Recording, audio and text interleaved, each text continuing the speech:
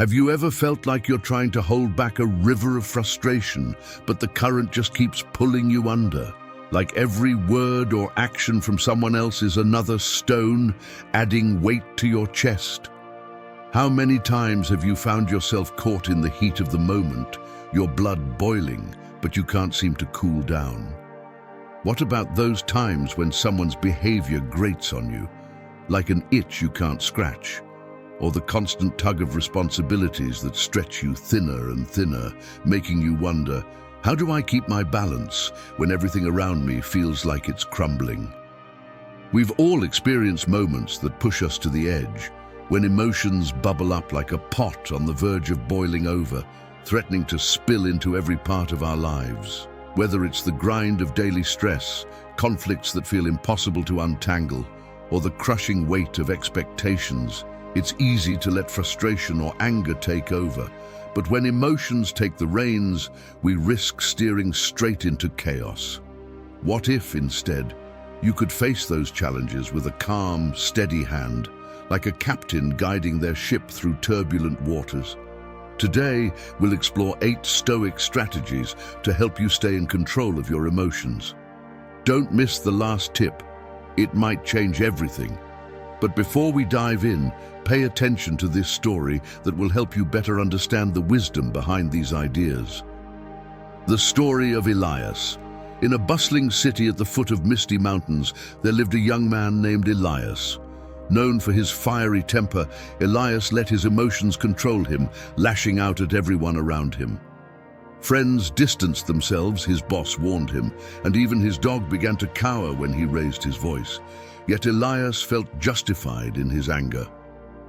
"The world is unfair," he would grumble. "Why should I stay silent?" One fateful evening, Elias found himself in a heated argument with his younger brother Aaron over something trivial, a broken mug. Aaron stormed out shouting, "One day your anger will leave you all alone." The words stung, but Elias brushed them off. Later that night, unable to sleep, Elias wandered through the quiet streets and stumbled upon an old, dimly lit shop. A wooden sign above the door read, "The Whispering Flame." Curious, Elias pushed the door open. Inside, the shop was filled with candles of every size and shape. An old woman sat behind the counter, her face lined with wisdom and her eyes sharp as a hawk's. "What brings you here, young man?" she asked, her voice as soft as a whisper. Elias scoffed. "Just looking. Nothing I need here." The woman smirked. "Oh, but you do need something. You carry a storm inside you, don't you? Anger that burns hotter than any flame." She reached beneath the counter and brought out a single small candle in a glass jar.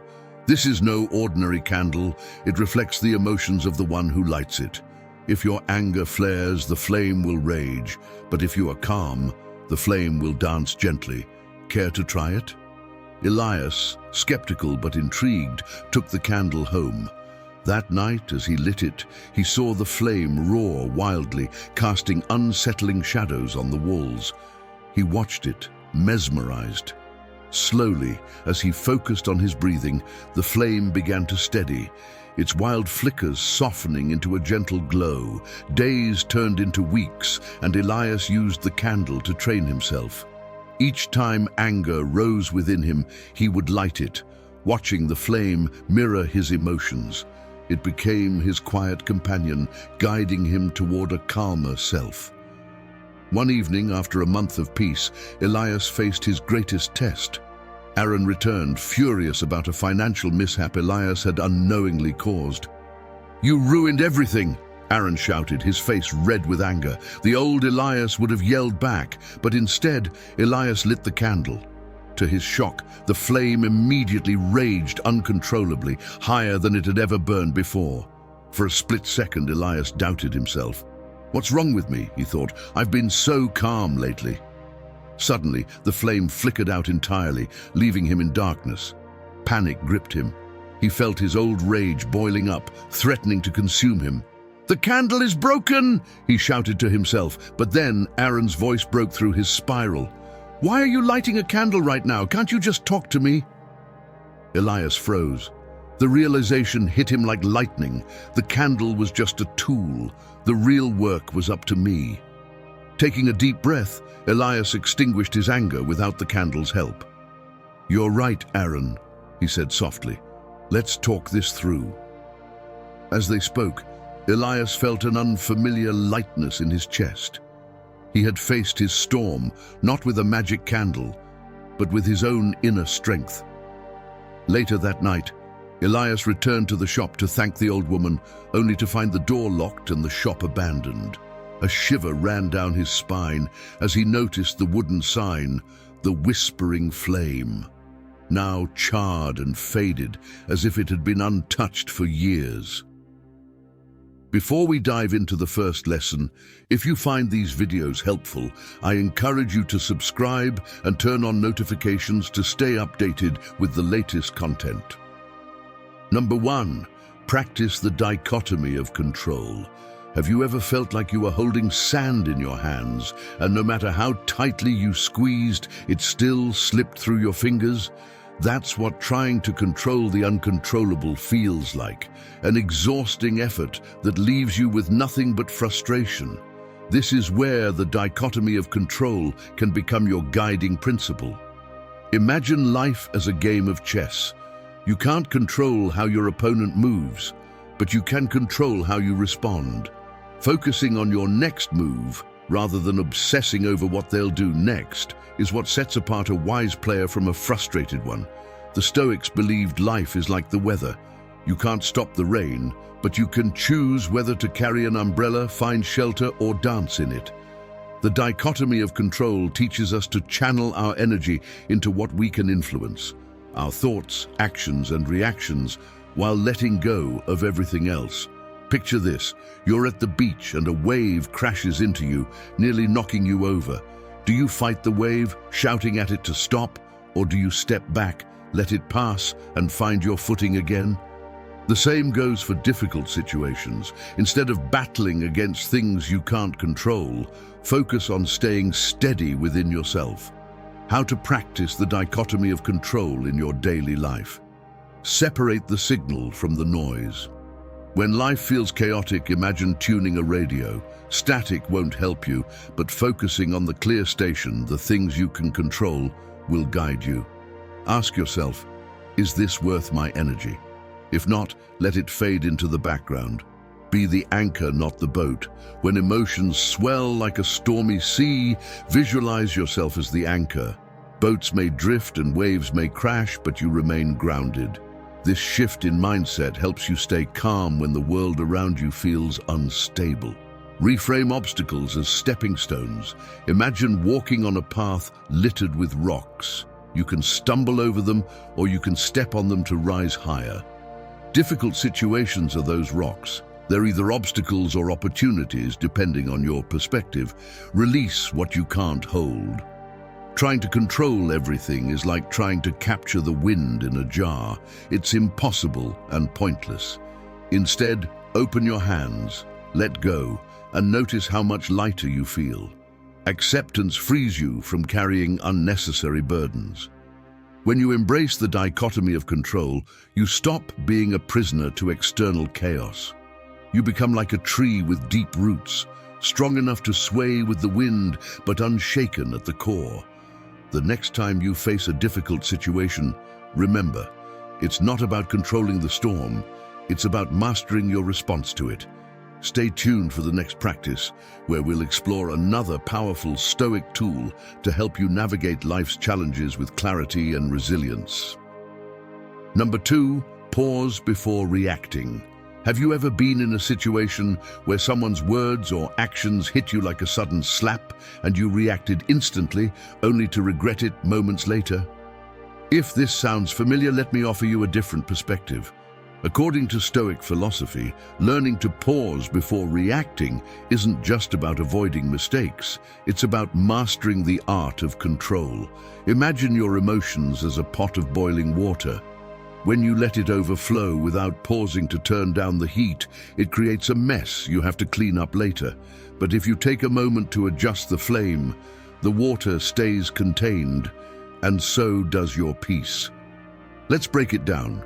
When someone provokes you, be it with a harsh comment, unfair treatment, or an infuriating action, your instinct may be to snap back. But reacting without thinking is like throwing gasoline on a small fire. It escalates the chaos. Pausing, however, gives you the upper hand. It's like pressing the pause button during a heated movie scene to step back and reassess. To put this into real-life context, think of a heated argument. You say something in the heat of the moment, and later you're replaying it in your mind, wishing you'd handled it differently. Pausing before reacting could have saved you from that guilt and preserved the dignity of the moment. Now, don't get me wrong. I'm not suggesting you suppress your emotions entirely. This isn't about bottling up your feelings. It's about giving yourself a chance to respond with intention rather than impulse. Think of it as training your inner voice to be a calm coach instead of a panicked bystander. Here's how to make pausing a part of your emotional toolkit. Recognize the trigger. Pay attention to the moment you feel your emotions rising. It's like spotting storm clouds in the sky. You can't stop the storm, but you can prepare for it. Awareness is the first step to pausing. Create space with your breath. When emotions hit hard, take a deep breath. Inhale, hold it for a moment, and exhale slowly. Imagine it as a reset button for your mind, giving you time to choose how you want to respond. Visualize a wise mentor. Picture someone you admire for their calm demeanor, a mentor, a historical figure, or even a Stoic philosopher. Ask yourself, how would they handle this moment? This visualization helps you shift your focus from reacting to responding thoughtfully. Think of the ripple effect. Your reaction is like a stone thrown into a pond. It creates ripples that spread far beyond the initial splash. Before you respond, consider, will my words calm the water or create a storm? Pausing before reacting doesn't make you weak, it makes you powerful. It's like standing tall in the face of a strong wind, grounded and steady while everything else sways around you. The next time someone tests your patience or provokes you, try this. Pause, breathe, and let the moment settle. You'll find that this small act can transform how you navigate life's challenges. So, are you ready to master the art of the pause? By learning to stop before reacting, you'll discover a new level of control over your emotions and the situations you face. Stay tuned for the next principle, where we'll explore another key to emotional mastery through Stoic wisdom. If you enjoyed this video, like it and share your thoughts in the comments, and remember to thank God or the universe for your growth every day. Number 3, turn insults into jokes. Have you ever been insulted, ridiculed, or made the target of someone's cruel words? It stings, doesn't it? In those moments, it feels like the world is against you, and your instinct might be to retaliate, shout back, get even, or defend yourself. But what if I told you there's a far better way to handle insults that not only keeps your peace, but also leaves your attacker speechless? This is the art of turning insults into jokes, a Stoic strategy that's as powerful as it is unexpected. Think about it. When someone insults you, they're giving you a gift, an opportunity to show your strength, humor, and grace under pressure. The best part? You get to control the narrative, and you do it with a smile. Imagine this. Someone makes a snarky comment about your outfit, calling you out in front of a crowd. Instead of getting defensive or angry, you turn to them with a grin and say, "Well, I guess I'm a trendsetter then, because I've never seen anyone else wear this." The crowd laughs, and just like that, the insult has lost its power. This isn't about being a doormat or accepting disrespect. It's about disarming negativity with humor. Think of it as turning a sharp arrow into a harmless feather. When you laugh at an insult, you take away its sting and leave the insulter with nothing to feed off of. It's like using their negative energy as a trampoline to bounce back even higher. Here's how to master this technique. Use wit as your shield. Humor is a weapon, but it's not about being cruel. It's about taking the sting out of the insult with a witty response that shows you're not bothered. Think of it like a dodgeball game. When they throw an insult your way, catch it with a joke and toss it back with a smile. Keep it light and playful. The goal isn't to make the situation worse, but to shift the energy. Respond with a light-hearted comment that disarms the tension. It's like turning a tense moment into a comedy sketch. By laughing with the audience, you take the power away from the insulter. Embrace self-confidence. Confidence is contagious, and when you laugh at yourself, others will laugh with you. It's like being a performer on stage. When you own your story, others can't take that away from you. So, if someone mocks you, laugh along and let them know you're in control. Stay in control of your emotions. Remember, the goal isn't to get even or show them they're wrong. It's to keep your emotional state unshaken. Think of yourself as a rock in the middle of a storm. Their words might splash against you, but they don't have the power to move you. Turning insults into jokes isn't just a clever trick, it's a mindset. It's about realizing that the world's opinions of you don't define you. Like a comedian who uses humor to handle hecklers, you can use your wit to turn a negative moment into a victory for your peace of mind. So next time someone tries to insult you, remember this. Laugh, make a joke, and watch how quickly their words lose all power. It's not just a response, it's a way of life that shows the world you won't be shaken by their negativity.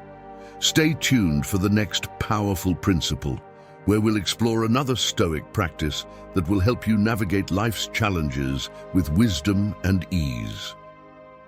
Number 4, observe, don't absorb. Have you ever noticed how the energy of others can affect your mood and mindset? One moment, you might be feeling perfectly fine, and the next, a passing comment or someone's bad attitude can leave you feeling drained or upset. It's as if their negativity sticks to you and you find yourself carrying their weight. But what if I told you there's a way to observe their behavior without letting it affect you? This is the practice of observe, don't absorb, a Stoic principle that empowers you to stay in control of your emotions no matter how others act around you. Picture life as walking through a busy street. There are people moving all around you, some in a rush, some yelling, others just going about their business.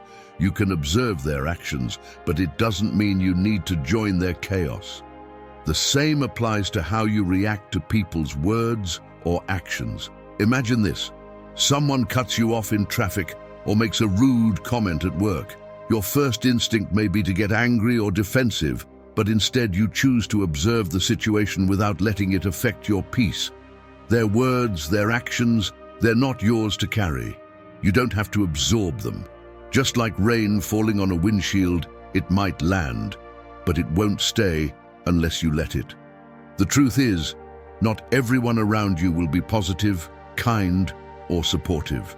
That's just part of life. But how you respond to them is within your control. You can't change others, but you can control how much of their energy you allow into your own. It's like walking through a garden. You can admire the flowers, but you don't have to pick the thorns. Let's make this practical. Next time someone behaves in a way that triggers you, take a moment to pause. Ask yourself, is this worth my energy? By observing instead of absorbing, you allow yourself to detach from the negativity without it weighing you down. Instead of getting caught up in the storm, you stand as the calm, unshaken presence, unaffected by the chaos around you. This isn't about suppressing your emotions, it's about acknowledging them and choosing not to let them control you. By practicing observe, don't absorb, you reclaim your emotional power and create space for peace. So next time you encounter negativity, remember, you can observe it without absorbing it. Stay grounded, stay true to your inner calm, and let the world's chaos pass you by. Stay tuned for more Stoic insights that will help you protect your peace and navigate life's challenges with wisdom and strength. If you've made it this far, don't forget to like the video and subscribe to the channel. Number 5, View yourself as an actor in a play. Imagine your life as a play, and you're the actor performing your role. The script is already written, not by you, but by life itself. Each day you step onto the stage, facing the challenges and experiences that come your way, and you play your part. The beauty of this perspective is that it reminds you that while you may not have control over every scene, you do have control over how you perform. When you see yourself as an actor, you begin to understand that your reactions to situations are just performances, temporary moments that don't define you. The setbacks, the challenges, the struggles, they're all part of the act. And just like any actor on stage, you have the power to choose how to respond to each scene, whether it's filled with joy, sorrow, frustration, or triumph. What matters isn't the plot, but how you carry yourself through it. Picture this. You're facing a difficult situation at work or in your personal life, something that feels heavy and overwhelming. Instead of letting it consume you, you step back and view it as part of the performance. You're not the first actor to face a challenging scene, and you won't be the last. But how you handle it, how you play your role, is entirely up to you. The beauty of seeing life as a play is that it allows you to detach from the weight of your circumstances. You're not your struggles, you're not your failures, and you're certainly not your mistakes. You're simply an actor playing a role. And just as an actor steps into character without becoming the character, you can step into your challenges without letting them consume you. You can perform with strength, grace, and resilience, no matter what scene life throws your way. The next time you find yourself in a difficult moment, take a moment to remember. You're the actor, and this is just one scene in the play of your life. It's temporary, it's fluid, and it doesn't define who you are.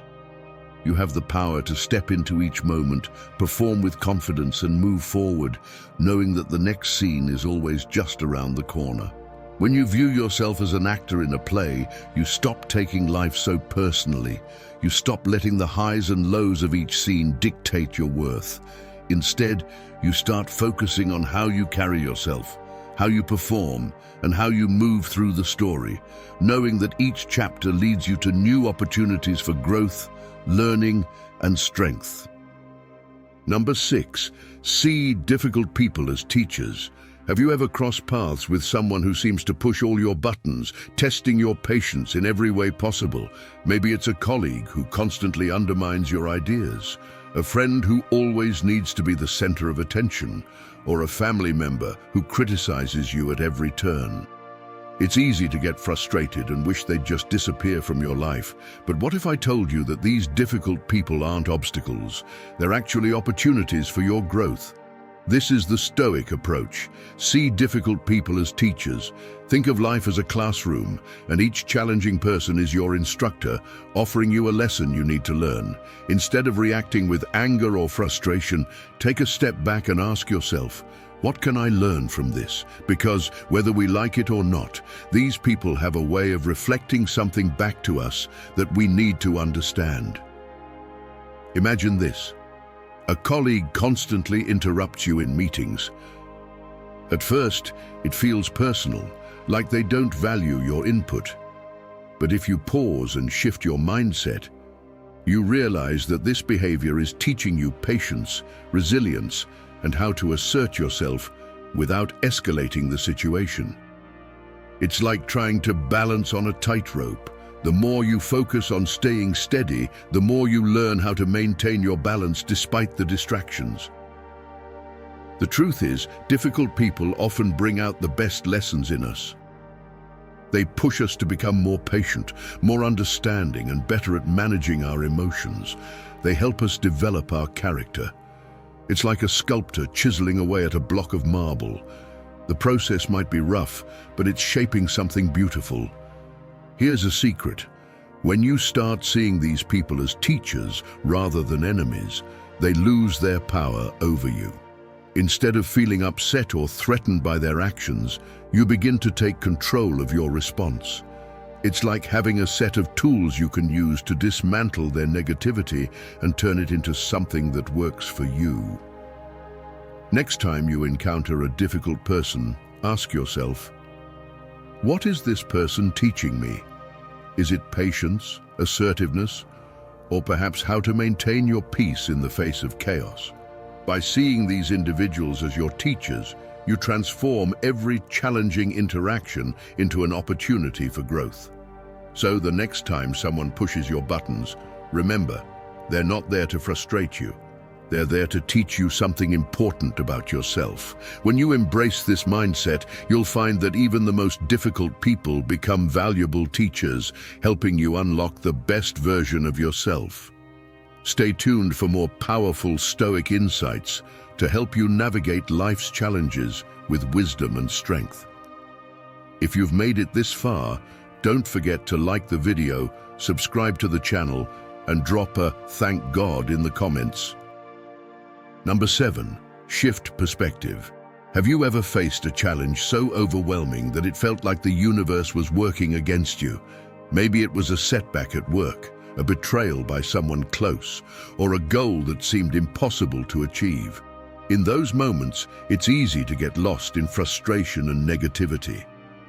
But what if I told you that the way you see the situation could completely change your experience of it? This is the power of shifting perspective. Imagine you're holding a glass of water, half full or half empty, depending on how you look at it. The water itself doesn't change, but the story you tell yourself about it does. In life, it's not the events themselves that determine your happiness, but how you interpret them. Think of a caterpillar struggling inside its cocoon. To the outside world, it might look like suffering, but for the caterpillar, it's the process of transformation. Challenges are much the same. They may feel like roadblocks, but they're really steps toward growth and resilience. Take this example. Suppose you're passed over for a promotion you worked hard for.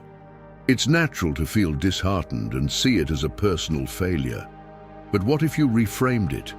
Instead of a rejection, view it as redirection, a chance to reassess your goals, sharpen your skills, and perhaps find a better opportunity.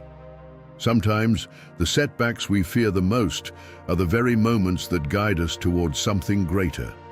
When life feels heavy, try to see it like a painting. Up close, the brushstrokes might look chaotic and messy, but if you take a step back, the bigger picture begins to emerge, full of depth, color, and meaning. Similarly, challenges often reveal their purpose only when we shift our perspective and view them through a wider lens. Even in the toughest moments, there's always something to be grateful for: the lessons learned, the strength gained, or the clarity discovered. Gratitude is like a flashlight in the dark. It doesn't remove the challenges, but it helps you see the path forward. When you choose to shift your perspective, you're no longer a prisoner of negativity. Instead, you become the architect of your experience, building resilience and finding meaning even in adversity. So the next time life throws a curveball, ask yourself, is this a barrier or is it a bridge to something better? Shift your perspective and you'll find that even the hardest moments carry the seeds of opportunity. Stay tuned for the next principle, where we'll uncover more Stoic insights to help you face life's trials with strength and wisdom. Number 8, voluntary discomfort. Imagine you're walking into a room full of cold air, feeling the chill against your skin. Your instinct might be to step back or try to find warmth quickly. But what if you stood there a moment longer? What if you allowed yourself to experience the discomfort instead of running from it? This is the essence of voluntary discomfort, the practice of intentionally facing small hardships to build the mental toughness needed for larger challenges. Think of it like weightlifting for the mind. Just as lifting small weights increases your strength over time, enduring small moments of discomfort strengthens your resilience. It's like training for a marathon by running shorter distances.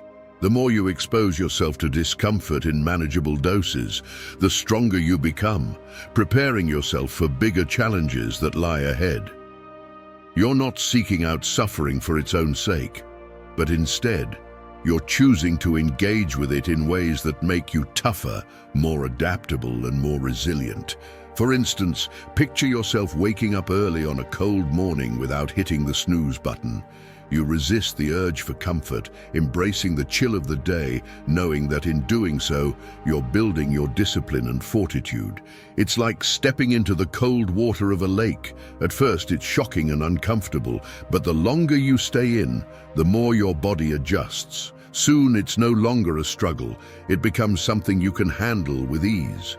Voluntary discomfort is about recognizing that comfort doesn't lead to growth. It's like a tree that grows stronger in the wind. It's the resistance that makes it root deeper and reach higher. When you intentionally face discomfort, you expand your capacity to deal with life's inevitable struggles, knowing that every small hardship you face now prepares you for the bigger, more unpredictable storms ahead. Here's the beauty of this practice. By intentionally putting yourself in situations where you can't rely on comfort, you learn that discomfort is temporary. It's like holding a hot cup of tea.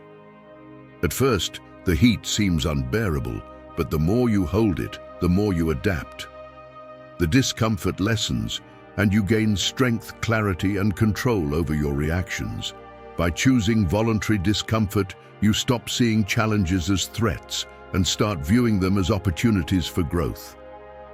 The next time life throws something uncomfortable your way, you'll be ready, knowing that you've trained for this moment and that this discomfort is just another step toward becoming more resilient, more capable, and more confident in handling whatever comes next.